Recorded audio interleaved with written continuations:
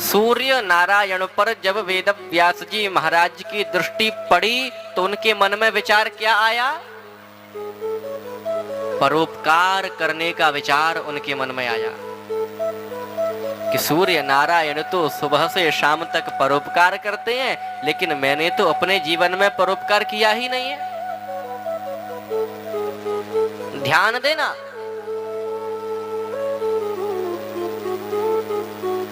मैं 4 बातें आपको ऐसी बता रहा हूं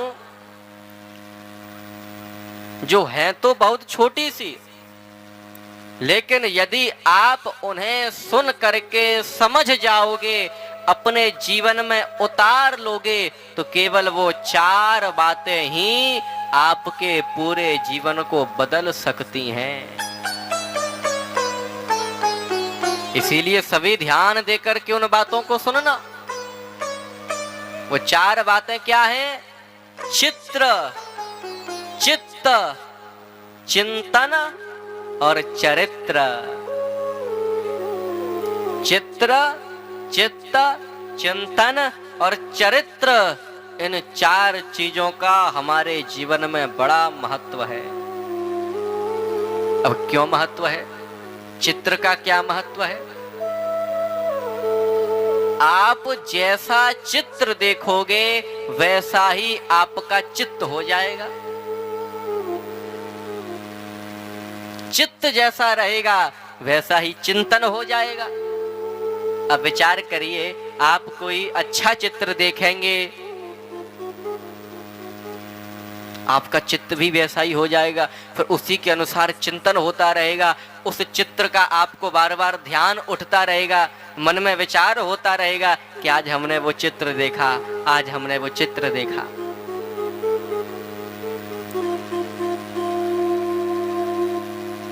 तो जैसा चित्र देखोगे वैसा चित्त होगा।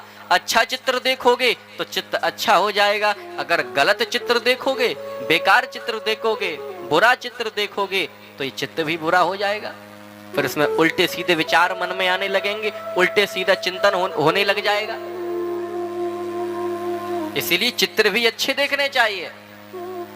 तो चित्र, चित्त, चिंतन, चरित्र, अर्थात हम जैसा चित्र देखेंगे वैसा हमारा चित्त हो जाएगा। चित्त हमारा जैसा रहेगा वैसा ही हमारा चिंतन हो जाएगा, और चिंतन जैसा रहेगा तब वैसा ही हमारा ये चरित्र हो जाएगा। और ध्यान देना, ये चरित्र कोई छोटी मोटी चीज नहीं है।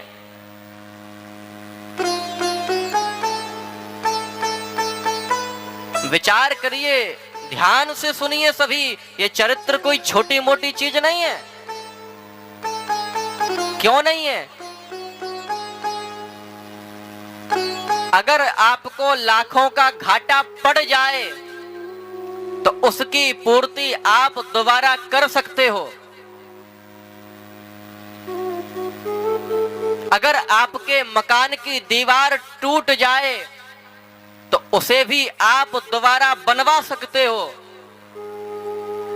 अगर आपके सोने चांदी की कोई कीमती चीज लुट जाए, चोरी हो जाए, उसे भी आप दोबारा खरीद सकते हो। लेकिन ध्यान रखना, ये चरित्र रूपी संपत्ति अगर लुट गई तो इस चरित्र रूपी संपत्ति को आप दोबारा खरीद नहीं सकते हो।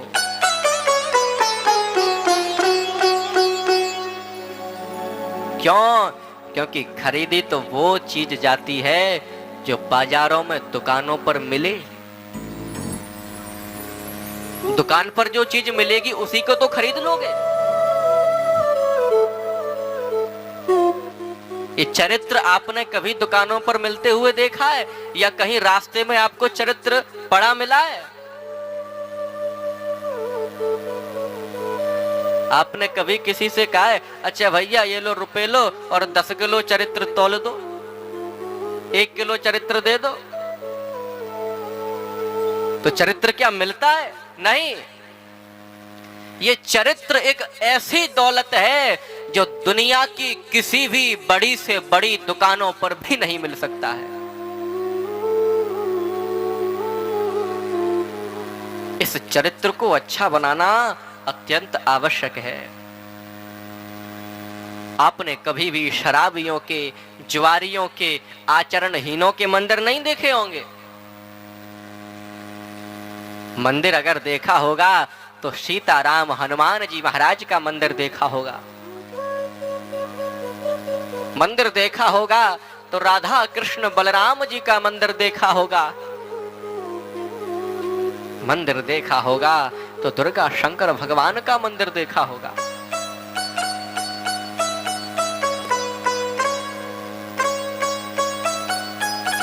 ध्यान देना, जब हम और आप सीताराम के मंदिर में जाते हैं और माता जानकी के चित्र को देखते हैं, माता जानकी की मूर्ति को देखते हैं, माता जानकी के चित्रपट को देखते हैं, तब अंदर ही अंदर हमारा ये चित्त रोने लगता है। हमें स्मरण हो जाता है, ओहो ये तो वही माता जानकी हैं जो रावण जैसे पापी की लंका में रहने के बाद भी पवित्र रही थीं। ध्यान देना, माता जानकी का चित्र भारत की प्रत्येक नारी के लिए एक शिक्षा है कि हे मेरे भारत की मातृशक्तियों, जिस प्रकार माता जानकी ने रावण जैसे पापी की, दुराचारी की लंका में रहने के बाद भी अपने पातिव्रत धर्म को नहीं छोड़ा, वो पवित्र बनी रही, ठीक उसी प्रकार आपको भी अपने धर्म को कभी भी नहीं छोड़ना चाहिए।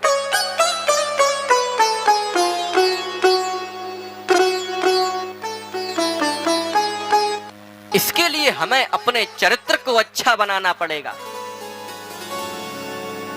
और चरित्र अच्छा तभी बनेगा जब हम अच्छे अच्छे चित्र देखेंगे, अच्छी अच्छी चीजों का दर्शन करेंगे, अच्छे अच्छे गुणों को अपने अंदर लाएंगे, अच्छे अच्छे संस्कारों का अनुसरण करेंगे।